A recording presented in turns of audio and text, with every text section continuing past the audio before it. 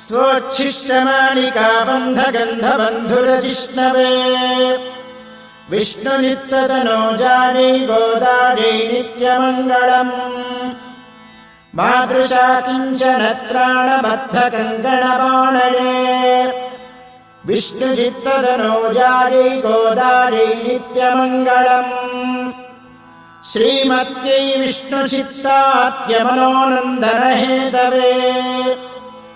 नन्दनन्दनसुन्दर्यै गोदायै नित्यमङ्गलम् कर्कटे पूर्वफल्गुण्यां तुलसीकाननोद्भवाम्